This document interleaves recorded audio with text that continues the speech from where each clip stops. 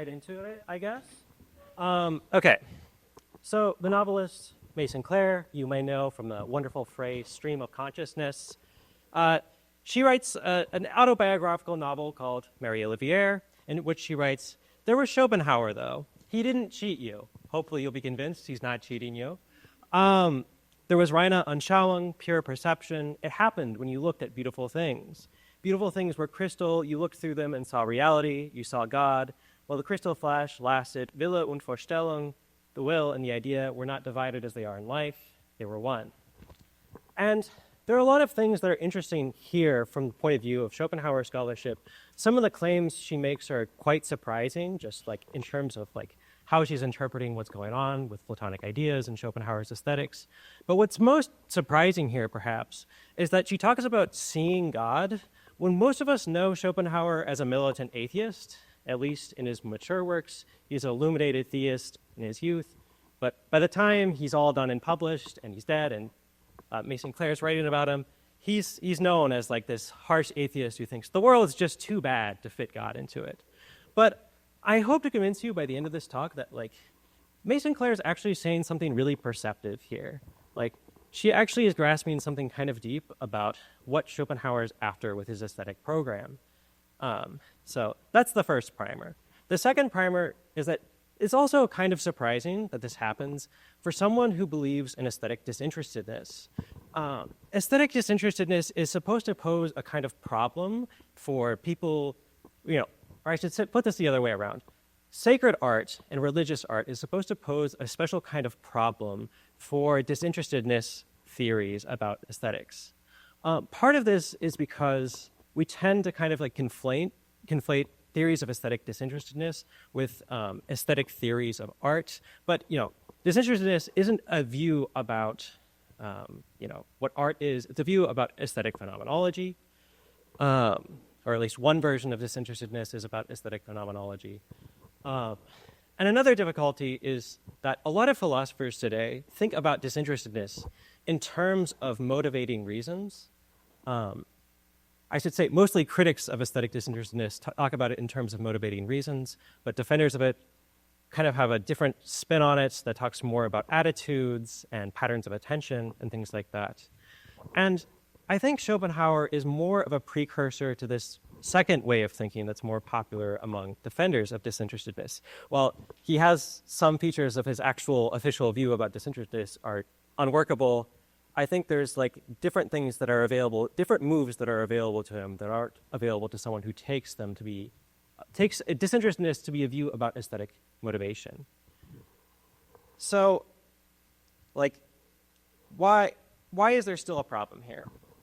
So the idea is there might be a conflict between thinking that, aesthetic attention is just attention to an artwork for its own sake. There's a certain primacy to the object itself in aesthetic experience in a way that's sort of ruled out by thinking that you're actually having spiritual experiences in artwork. The idea is that if you're looking past the art, the artwork, as we, saw in other talks, as like a portal into seeing God, or, the higher sort of Platonic reality that you see in Blake or something like that. It seems like hard to reconcile that with the sort of primacy of the object that you see in disinterested attitude theories, right? So I should get more into the details of what disinterestedness looks like for Schopenhauer in particular. So Schopenhauer is kind of thought of as the first aesthetic attitude theorist. He kind of takes disinterestedness from Kant, from a view about like the grounds of judgment, and to a view about aesthetic experience itself. And so he has a sort of sophisticated picture in which the will, which takes on a special meaning for him, it's like the sort of underlying striving that undergirds reality. The thing in itself is the will for Schopenhauer. And so he thinks the world is just made up of deprivation and striving, and all of our ordinary lives and cognitions are really horrible because, we're all just like defined by absence. But he thinks that this is just sort of like an artifact of the way our ordinary cognition acts in subservience to the will, but he thinks aesthetic cognition is sort of special and that it breaks us out of that subservience to the will. It silences the will, so to speak. And with that silencing, the whole structure of our, or I should say our whole cognitive structure is sort of rearranged, right? He thinks that quite literally space and time and the sort of like propositional character of our experiences and our thoughts are artifacts of our cognition's subservience to the will. And that once we sort of take these, once the will is silenced, then we kind of perceive objects outside of space and time, the sort of Kantian forms of intuition, as well as the sort of way the world presents us. It's presented to us in a way that can be communicated in like truth-apt propositions. Instead, we experience aesthetic objects in purely intuitive terms. And what this basically ends up meaning is we kind of look at the object and we get absorbed in the details, and it's a sort of unity that it has, especially a kind of unity it has with members of its kind. We literally perceive the Platonic idea underlying the intuition that we have when we have aesthetic experiences, he thinks. And so there's one other thing that happens. So we have the perception of the Platonic idea, the will is silenced, and there's one other thing that happens, and it's that we lose ourselves quite literally completely. So he thinks we have a certain kind of character that's a representation of our will in the world, the way our sort of motivations are structured in a sort of way. And when we have aesthetic experiences, we actually overcome ourselves. We have an experience of something outside of ourselves. And this will be important as we come back to discuss sacred experiences. So that's a sort of like crash course on Schopenhauer on disinterestedness. So how does this connect up to the sacred? So to understand this, we're going to need to understand the things that happen in Book 4 of The World as Will and Representation, which is where he talks about ethics, roughly, something like ethics. And so one way of reading Schopenhauer's ethics is sort of two-tiered. There are a couple of different, there's a sort of conflict happening right now in Schopenhauer's scholarship on how we should understand the relationship between two forms of ethics that we get from Schopenhauer. And the important kind of ethics that I want to talk about here today is what he calls eternal justice. And so that's not going to be like the sort of justice that we have and that's going to involve like punishing people or anything like that. It's going to like involve actual final salvation from the will. So what he's actually referring to when he talks about eternal justice is just like the complete abolition of desire. So, from Schopenhauer's moral saints, it's not like an aesthetic, well, it's sort of like an aesthetic experience where the will is silenced and you just sort of perceive the world as the Platonic idea or as a bunch of Platonic ideas, depending on what you're looking at. It's that you've permanently entered this state of salvation from the will. And he sort of says you might doubt that that's actually sort of possible, but he says, no, all sorts of Christian saints, Buddha, all those kinds of people have actually done it. So maybe many of us mere mortals can't do it, but the extraordinary people like the saints and so on are actually capable of it. Okay, we're moving into the ethics. What does this have to do with divinity? Well, he identifies this state of salvation from the world with divine grace. And he writes this most clearly when he says, "This is why the history of the inner life of saints is full of spiritual struggles, temptations, and desertions of grace, i.e., that mode of cognition that renders all motives ineffective and serves as a universal tranquilizer to quell all willing." So here we have the first kind of parallel between aesthetic experience and divine grace. We have a sort of tranquilization of the will, right? And Schopenhauer kind of presses this parallel between divine grace and aesthetic experience throughout Book 4, but in a couple of different places throughout his whole corpus. So this is another passage from the 4th book of The World as Will and Representation. Grace only occurs when will, gaining cognition of its intrinsic essence, obtains by this means a tranquilizer which deprives motives of their effectiveness that falls within the sphere of a different mode of cognition, one whose objects are only appearances. So again, it's just like an aesthetic experience, the objects of aesthetic experience, the objects of our aesthetic attention are taken away from their status as like physical material objects and take their role as just appearances. They're no longer things that we desire and chase after. They're just pure, like literally appearances in like a rather literal sense of the term. And they're taken away from the like eternal suffering of the will. So, there seems to be a sense in which aesthetic experiences and experiences of divine grace are in some way phenomenologically identical for Schopenhauer. So is that enough to explain why, is that enough to explain why religious art kind of has the character that it does? Why is there so much religious art still, we might wonder? And I think there's also another further question, and it's that people don't just talk about being lifted out of themselves when they talk about having religious experiences with artworks, right? They talk about like presence of some divine being. They talk about the presence of saints, the presence of God, the presence of something or other that fits into the sort of theological vocabulary that they have. And this gets us to a discussion that Schopenhauer has about the nature of grace. And it's going to sort of relate to what he says about the abolition of the character in aesthetic experience. And he's going to talk about that with respect to grace as well. So, like I said, Schopenhauer ends up giving us this picture in which our sort of empirical character, so to speak, is abolished or transformed by sainthood. And in that sense, he thinks that sainthood requires something outside of our empirical character. And that creates a sense that there has to be something outside of ourselves that gives us these experiences, that pushes us into these sorts of experiences. And that's why he writes, redemption is to be won only through faith, but he doesn't believe in God or religion or any of those sorts of things, so he has to mean something special by it. So he says, i.e., through an altered mode of cognition, and this faith can only come from grace as if from the outside. This means that salvation is something entirely alien to our person. So what he thinks is happening is that we have this experience that we think can only come from outside of our character. So we attribute it some sort of external cause to this like elevated state of our consciousness.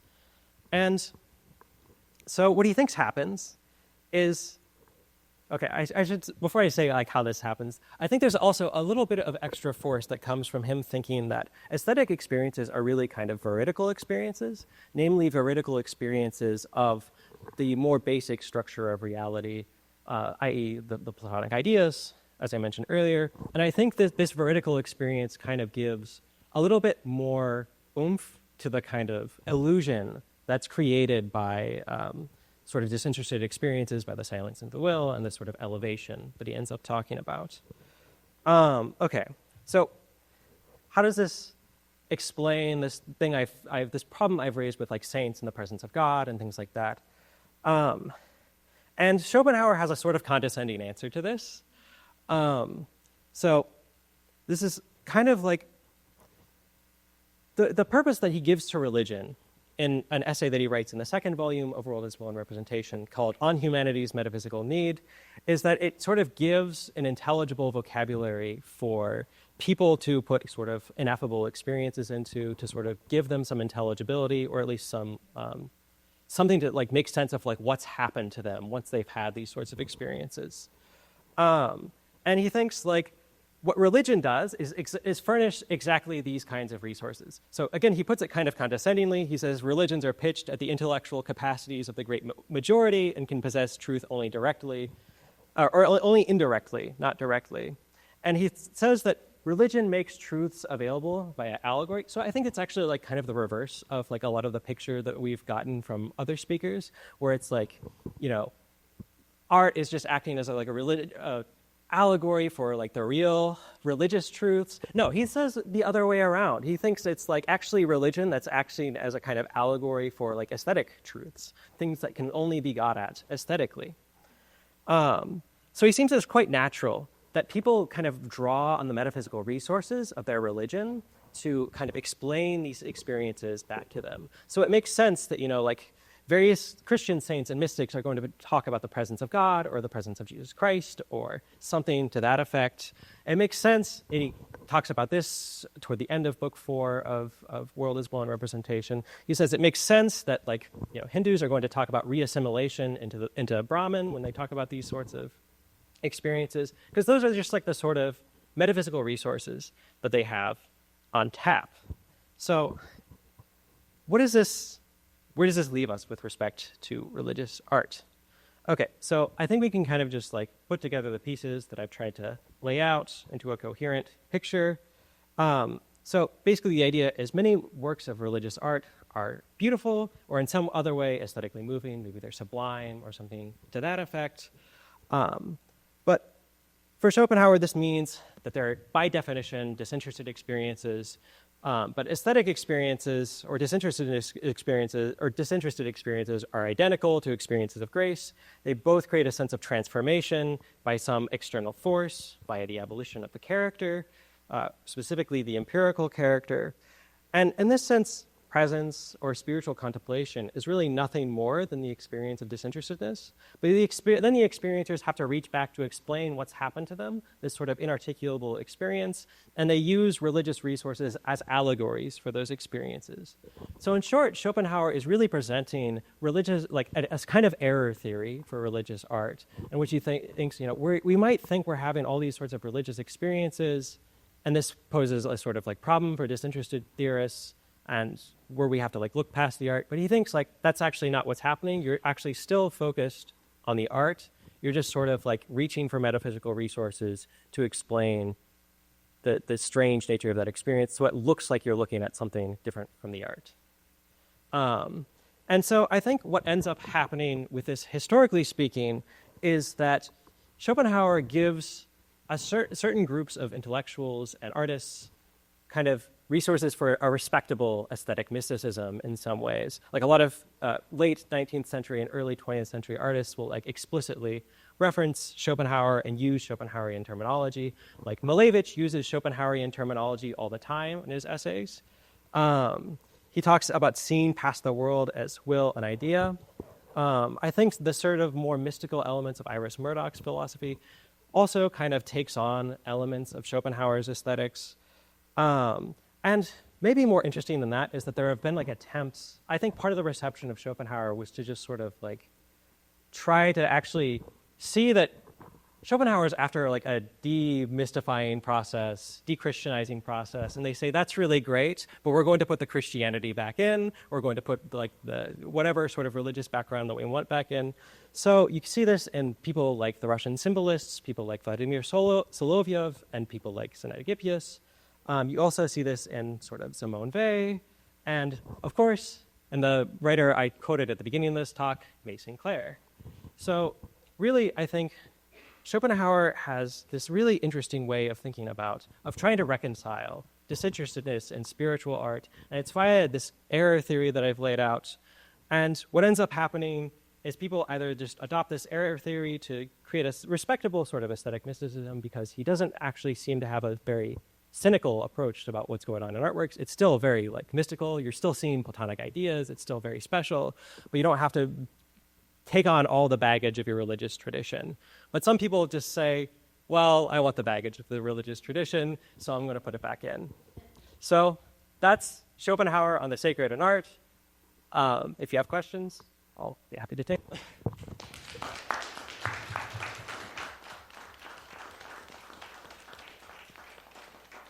Amazing how many ideas you managed to cram in such a short period of time. Achievement, but amazing. Does anyone have any questions or already got on? So go and kick us off by holding the microphone. Hello. It's that one. I don't know anything about Schopenhauer. Do you know what Schopenhauer's personal aesthetic preferences were? I actually don't know a ton about. He does bring up a lot of them in.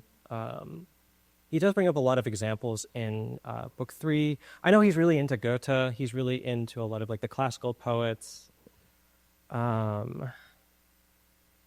I'm trying to think off the top of my head what are some of the other things he references. He's also really into the Upanishads as like an aesthetic work as well. I think he praises Beethoven as well. So like a lot of things you would expect like Quite a German canonical, yeah. yeah, like a German person in the 19th century to be interested in. So does that? Caspar David Friedrich, maybe? I'm not sure. Maybe. Maybe. Yeah. I think so. Very cool. So can I just clarify that I understand what you were saying about Schopenhauer?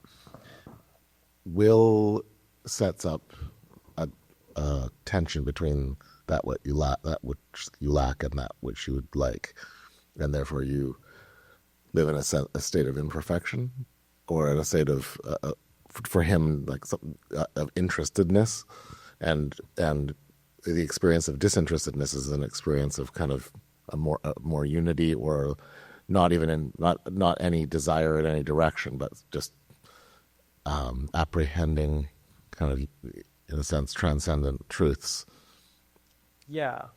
Yeah. So I might have misunderstood that. I'm just trying to clarify. Yeah. So I should say a little bit about Schopenhauer's picture here, I guess.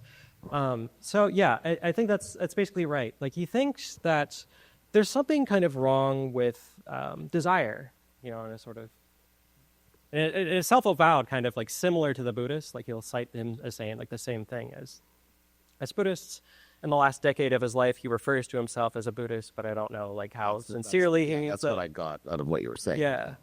I think he's I don't know enough about Buddhism to say how different he is from it, but his idea is like sort of, there's something wrong with embodiment, there's something wrong with willing and desire, and what's special about aesthetic experiences is that they give us a sort of temporary reprieve from desire.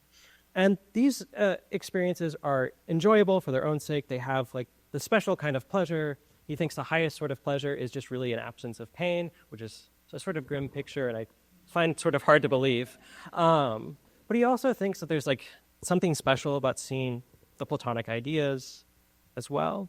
Like he thinks that you kind of see the Platonic ideas as a result of having aesthetic experiences. Though he sort of, I think, backpedals on this by the time you get to the second volume of World is Will and Representation. He kind of weakens some of his Platonic commitments. But I think his Platonism is sort of special in some ways.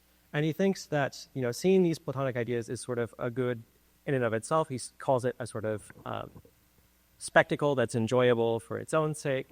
So there is like a sort of salvation from the will, but there's also a positive dimension to his aesthetics that is just like seeing the Platonic idea in addition to not suffering pain. That's just characteristic of every moment of our ordinary lives, as it turns out. So thanks for that. Thank you. I'm not a philosopher, but my understanding of disinterestedness is an experience or a judgment that's in which you don't have the best to be interested, you don't have any skin in the gas. So let's say, for instance, you are a Christian, you're about Christian, and you are here and to commission an iPhone, very possibly. Yeah. And of course, you saw would have been made through devotion while at bay. And how you talk about, and you, when you look at it, you open out a copy, believe in, and you believe you'll say to you, and you're staring through it to eternity and to heaven, mood is a kind of place. How can you be how can that be a disinterested experience for you? Like, right. So, it's right. It's not a view about like motivating reasons, right? Like the idea in Schopenhauer's aesthetics is like it doesn't matter like what your reason for attending to the icon or something like that is. It doesn't matter if it's like you think you're going to get some like moral purification from it. It doesn't matter if you think you're going to get some sort of religious benefit from it, because you actually, in the process of like examining the icon or whatever it is, you sort of get lost in the details and like get sort of lost in the perception of the Platonic idea that it underlies, and you kind of forget your motivating reasons, like this sort of like forgetting yourself and forgetting your will, your sort of like plans of action and things like that. That's sort of important for him. And so, you might wonder, like, okay, but I still think that when I look at the icon, I'm experiencing, the God or the saint or whatever kind of thing that you think that you're seeing through the portal. So what the error theory is meant to explain is that, right? So he thinks like you're actually not having an experience of like God or anything in particular. You're having an experience of self-transcendence, and that's going to have a certain kind of like phenomenal character, and you're going to misidentify that phenomenal character as the presence of God, because because the way it sort of like gets you to supersede your character gives you the sense that it's something coming from the outside, and you're just using the metaphysical tools of your religion to explain that outer sense. Very big, so. Scott, I'm sure Simi would disagree.